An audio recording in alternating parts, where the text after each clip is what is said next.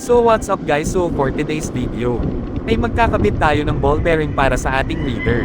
So ngayon ay pupunta muna tayo ng shop para bumili ng bagong bearing para sa ating manibela ng ating reader. So nakabili na tayo guys, so pabalik na tayo para ayusin na natin yung manibela.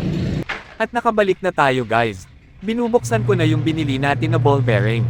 Ito kinakabit na natin yung lalagyan ng bulitas, ilalapat lang natin ng maayos. Yan nakalapat na, so tanggalin lang natin ito, ayan natanggal na. Ito naman yung sunod na nilagay ko, yung sa may ibabaw na lalagyan din ng bulitas, at yan na ilalagay ko na.